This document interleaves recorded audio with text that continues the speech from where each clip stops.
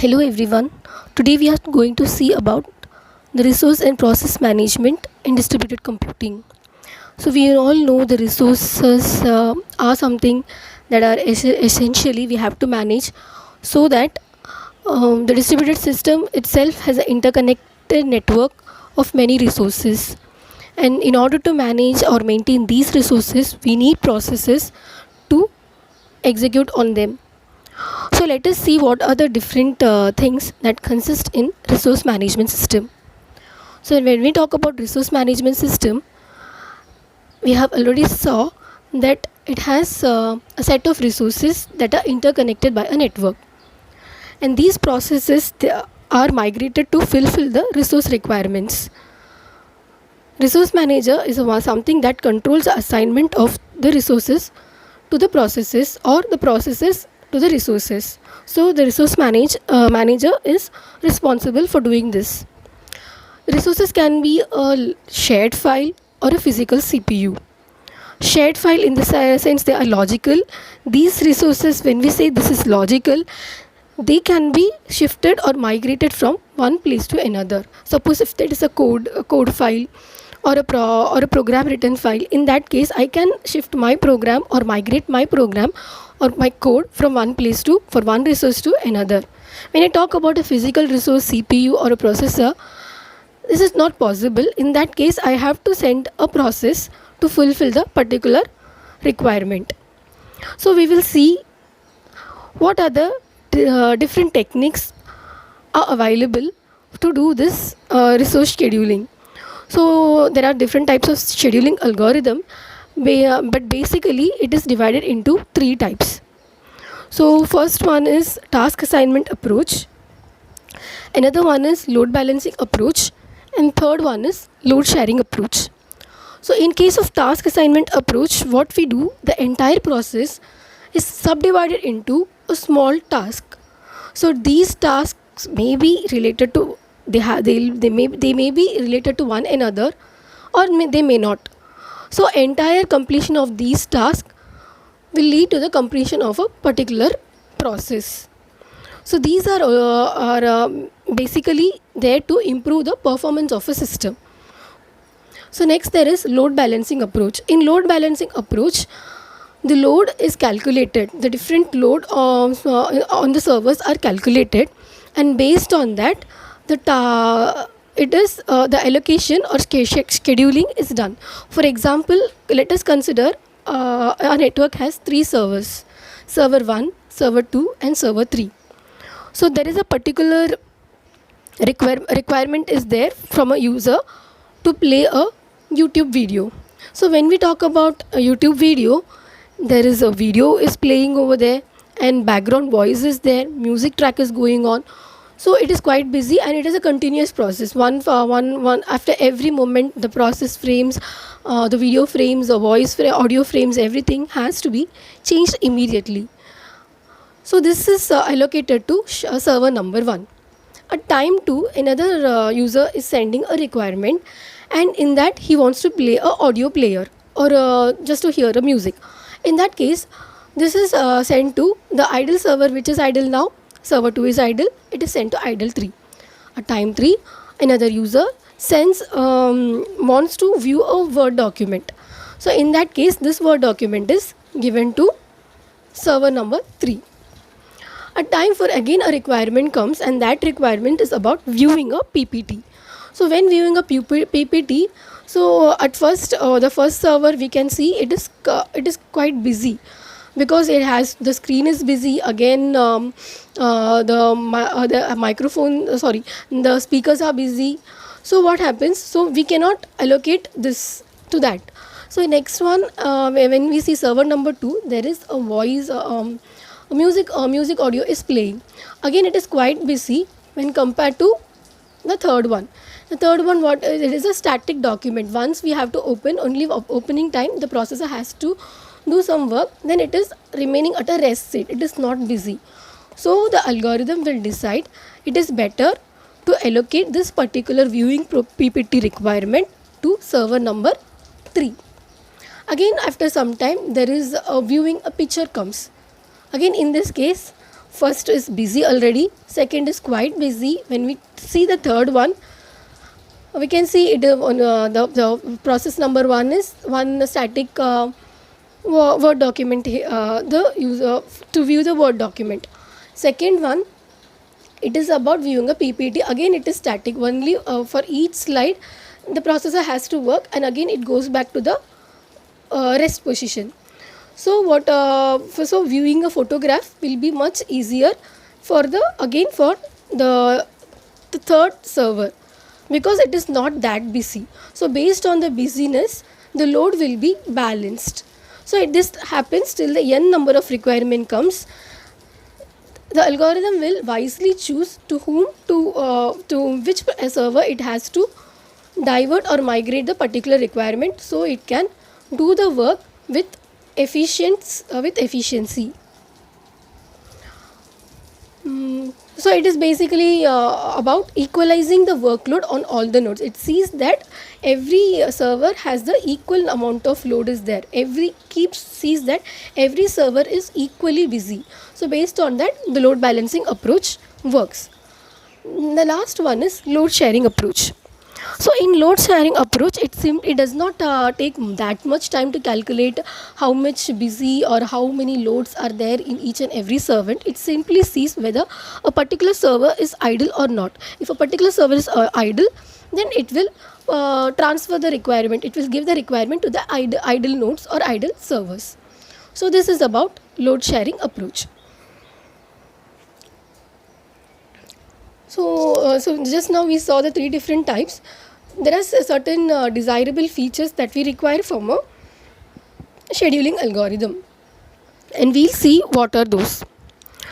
So first one is a priori knowledge about the processes. No priori knowledge about the processes. A good scheduling algorithm does not need any prior knowledge about the particular requirement or the particular process. That is, user need not provide to say this much load it is, this much busy, this much processor processing speed it needs, this much memory it needs. The user has to specify nothing, but the processor itself will identify the process requirement, and the algorithm will identify the process requirement, and it will allocate it to the right node or right server.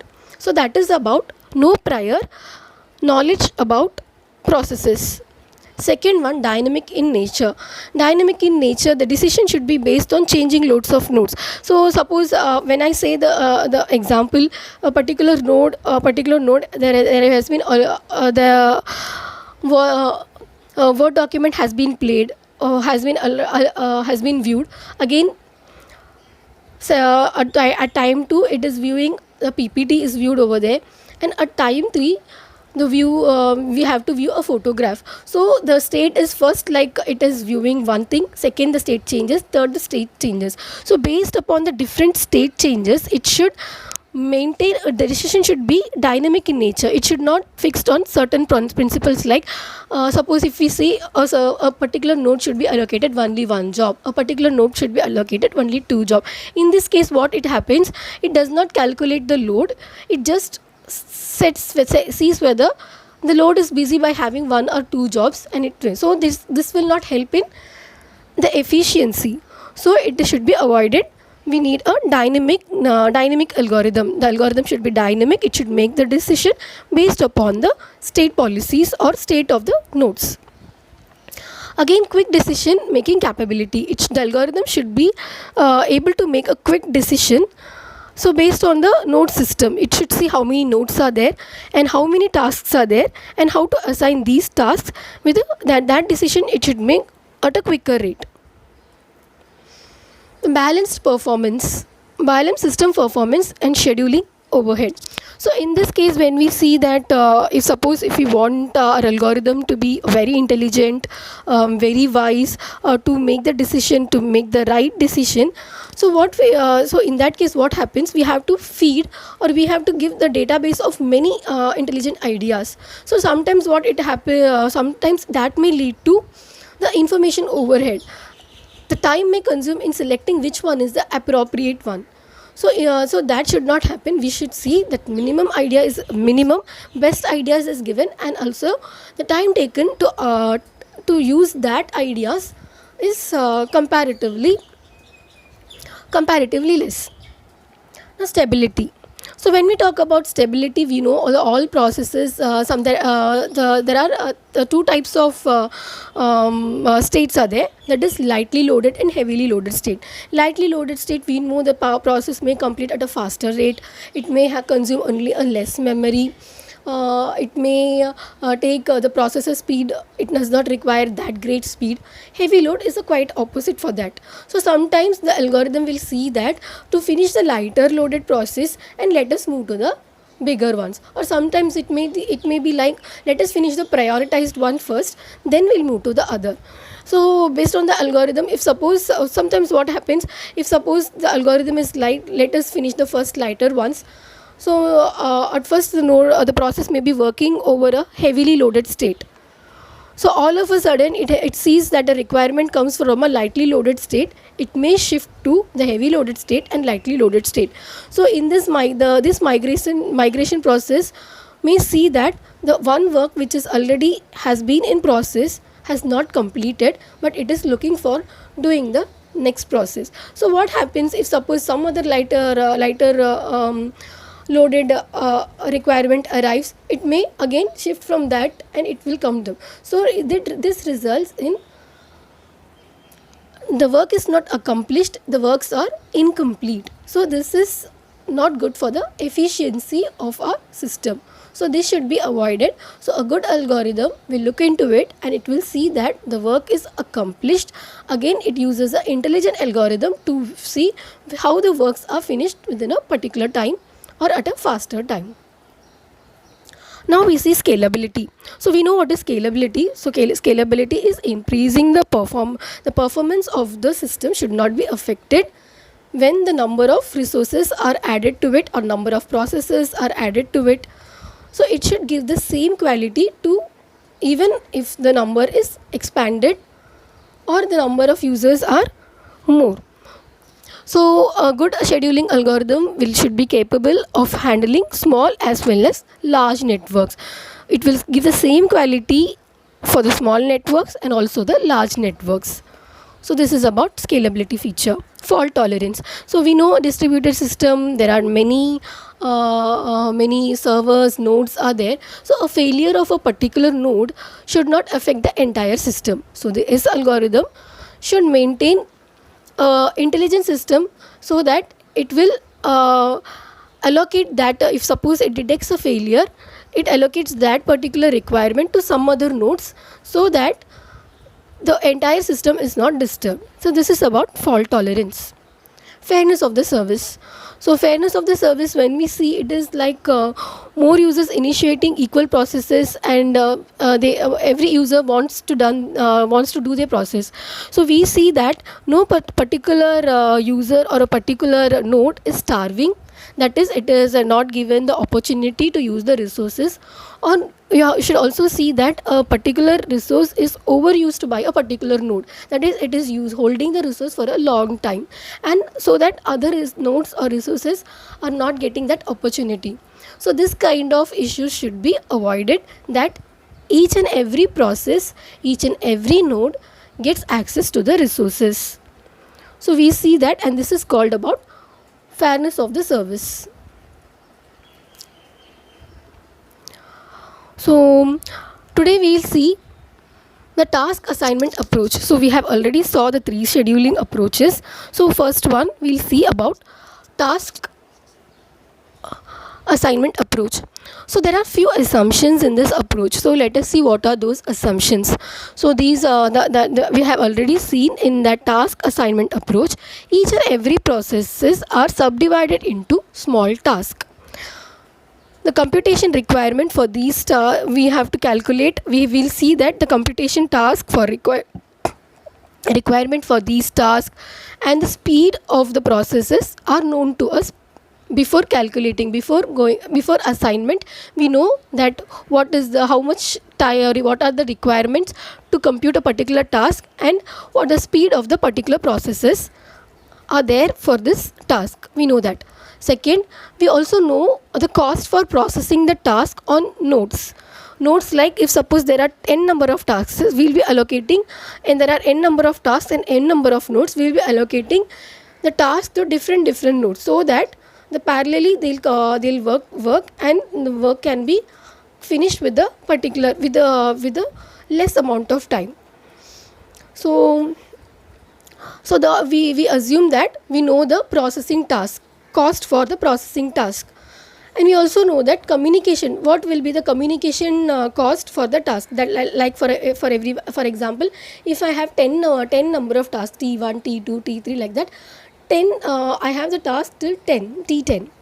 So suppose the task 1 has to complete a job, it may be dependent on task 2 or task 3, some other task, so it may be interdependent. So in order to communicate with task t2 or task t5, a particular amount of cost is required. So that is called communication cost. They have to communicate. So there are two types of cost. If suppose a task is working on a particular node, it is called the task cost for the particular node is calculated. And again, if it wants to communicate to another task to complete its work, then the communication cost between these pair of tasks is also we assume that we know that. Then resource requirements and available resources on each node are also known. That is particular, we see that for node n there are 5 resources are available. For node m there are 10 resources are available. That also we know before itself, before the algorithm knows that. Now the reassignment. So once the task is assigned to each and every node, we cannot reassign them. So this is the last assumption of our task assignment approach. So now let us see the task assignment approach with an example.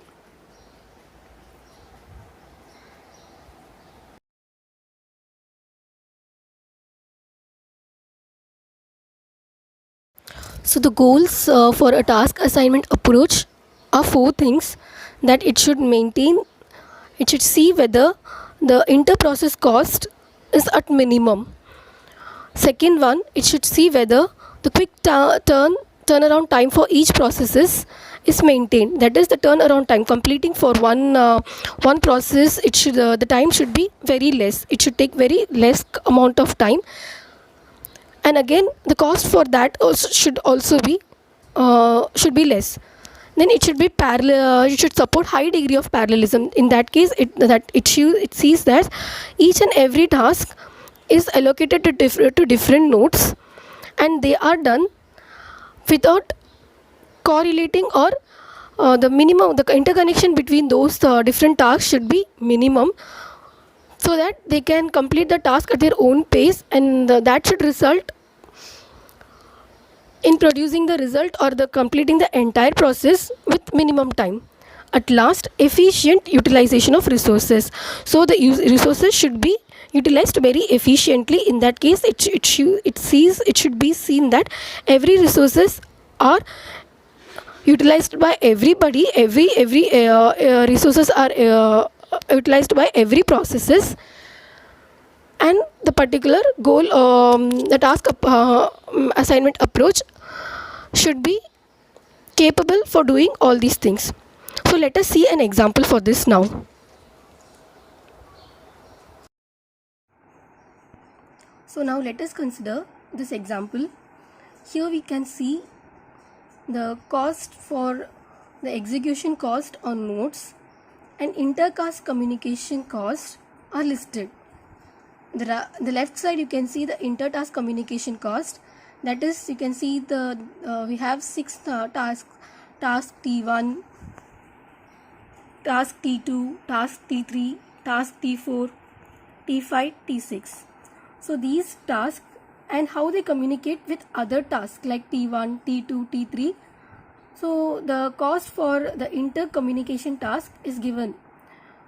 So always remember, when a task communicates with the same task, like T1 communicating with T1, the cost is always 0.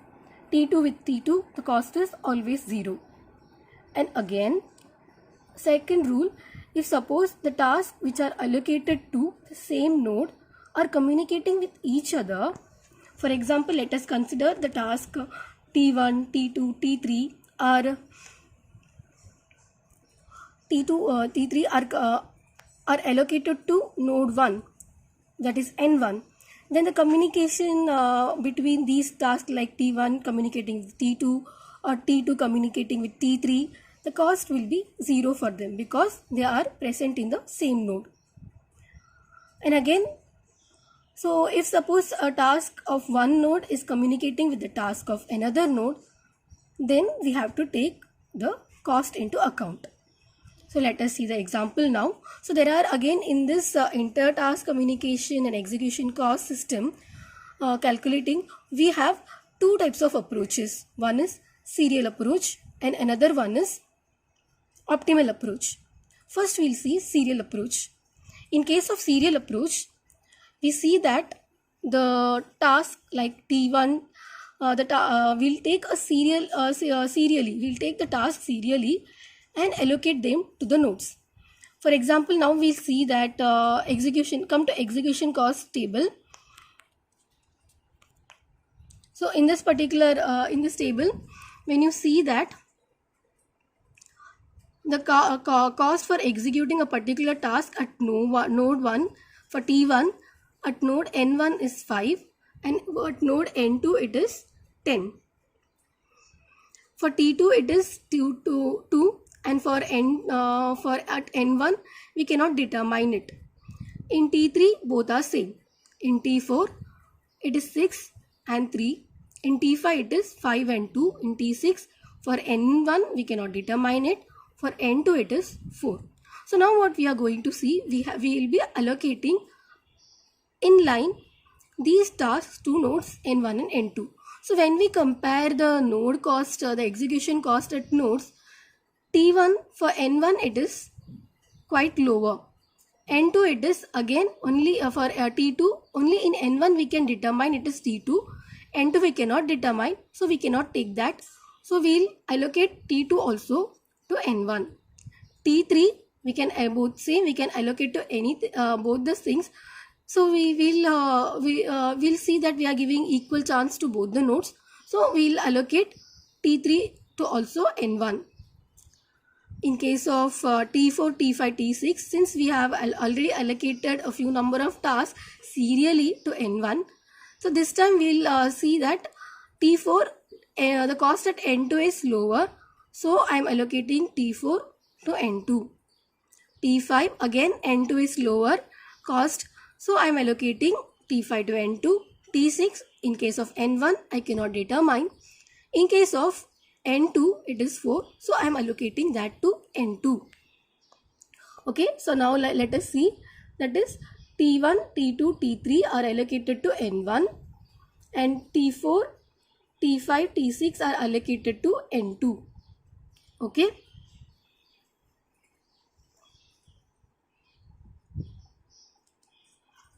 So in case of serial assignment, now let us see the execution cost column. So in case of execution cost column, I know that first node, let me consider the node execution cost as X. First node X11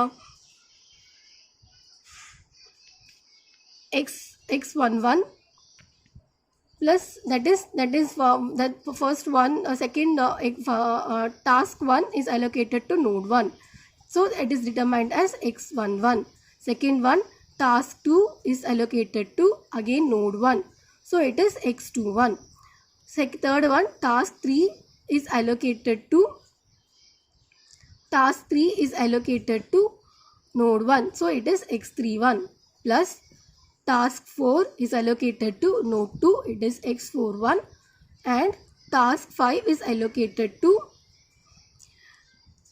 node 2, it is X52 plus task 6 is allocated to node 2, it is X62.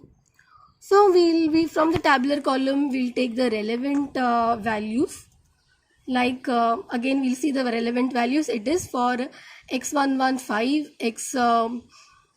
x21 it is 2, x31 it is 4, x42 it is 3, x52 it is 2, x62 it is 4. So we just took the values from there and we placed it. The sum is 20. So now we got the execution cost. Now let us see the communication cost. So communication cost, I have already said, if the task is communicating with the same task, then the communication cost will be 0. Again, if the task is communicating with the task with the within the same node, then again the cost is 0. So when we have to calculate the cost, then if the task of one node is communicating with the task of another node, then we will take the cost into account. So let us see now inter table. So how to calculate now? When T1 communicates with T1, it is 0. Again T1 communicates with T2. We know T1, T2 are given for the same node, so it is 0. Again T1 communicating with T3.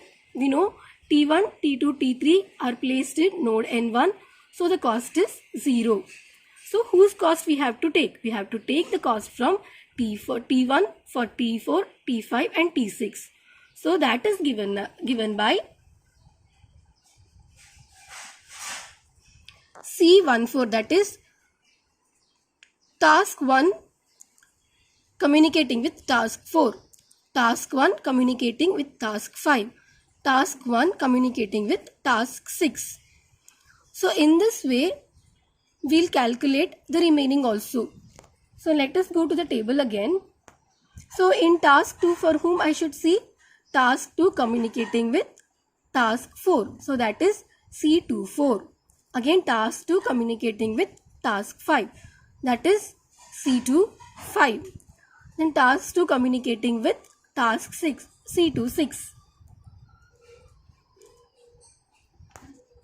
So in this way I'll find and I'll get the values and put. So the summation what I get is 38. So what is the total cost now? That is 20 plus 38. So this is about serial execution, serial assignment. That is, I am serially assigning task 1, 2, 3 to node N1. Next I am taking based on the node cost, I am taking T4 to T5 and assigning it to N2 and finding the values. So now we know what will be the optimal. Optimal means the best one. So in order to calculate the best one,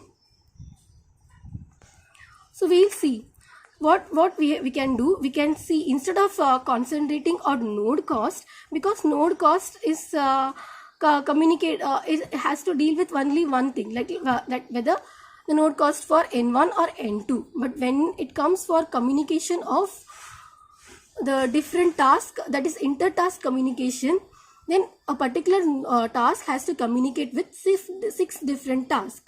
So we should see that where we can get minimum communication task cost. Based on that we have to set the set the allocation.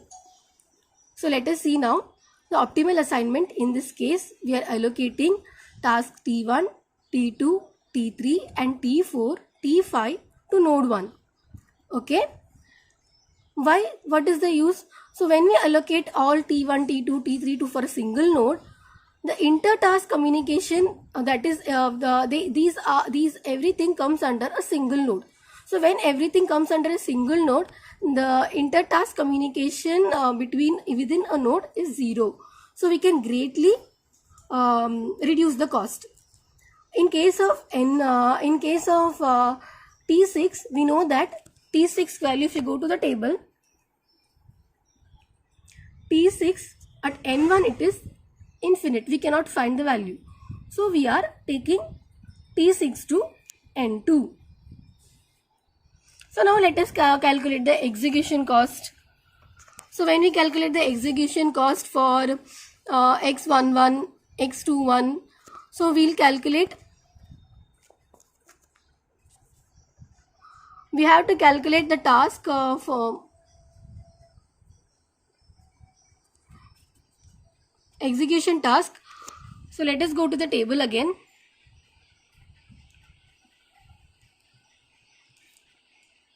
So in this table, we have to see the execution cost, as we have assigned T1 to T5 everything to node N1.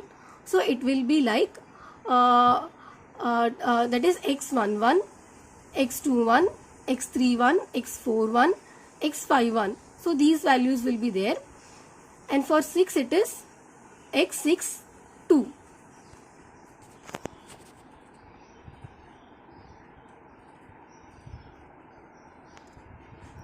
So we have got the values, we have put it together, and we are getting it as 26. So comparatively, there we got 20, here it is 26. Let it be. Now let us check the communication cost now. So in case of communication cost, we have to concentrate only on the each task communicating with communicating with T6, because T6 is located in some other node. So what it will be, like T1, so it is like C16 plus C26, it is already 0. It is plus C36, C46, C56. So the execution cost is now 26 and the communication cost is 12. So when adding both, we will be getting 38. In order to find the minimum cost cut, that is, it will give a approximation minimum cost. So to find that, what we will be doing, we place both the nodes on the two different sides, like N1 over here and N2 over here.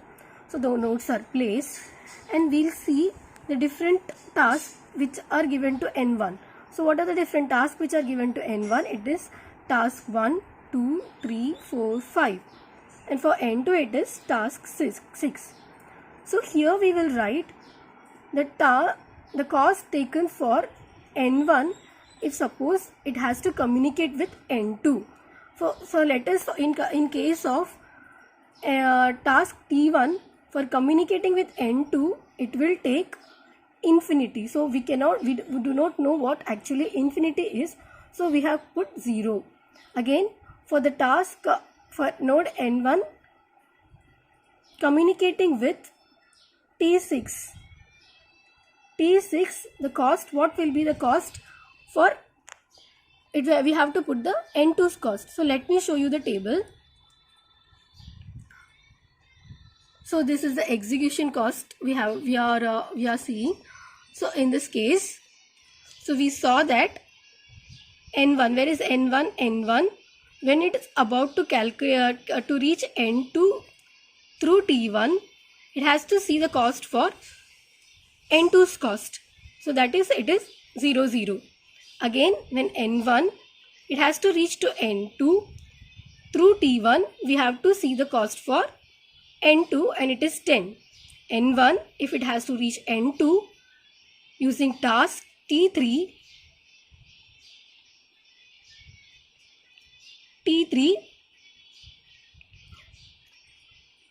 so the cost, it will be 4. So these things are noted down in the chart.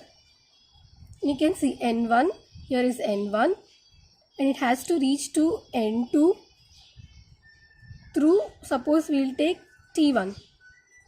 So through T1 we have saw it is 10. Fine. Again N1, it has to reach N2 to T3, the cost will be T4, and the vice versa for that. N2, if it has to reach N1 through T3, from the table the cost is 4. N1, if it has to reach N6 through N1, N1, N2, if it has to reach N2 through T6, then the cost will be 0, 0. from the table it is 0 0.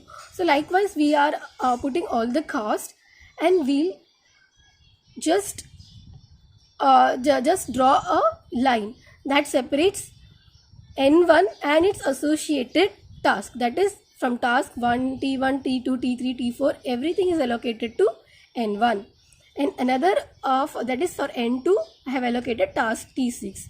So when we calculate the border numbers, that is the numbers nearest to the cut, it is to 4 5 2 5 4 6 5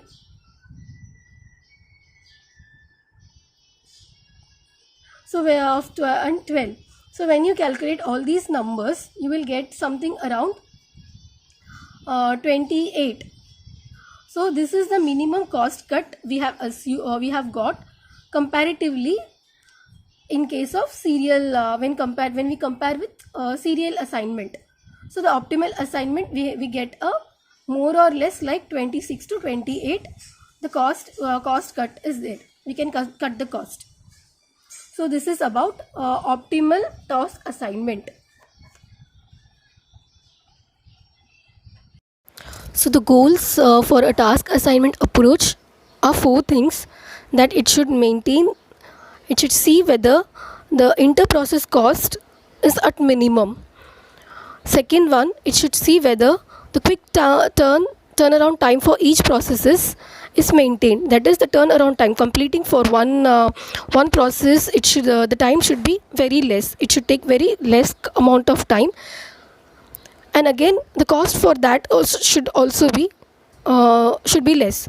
Then it should be parallel. It should support high degree of parallelism. In that case, it sees that each and every task is allocated to different nodes, and they are done without correlating, or the interconnection between those different tasks should be minimum, so that they can complete the task at their own pace, and that should result in producing the result or the completing the entire process with minimum time. At last, efficient utilization of resources.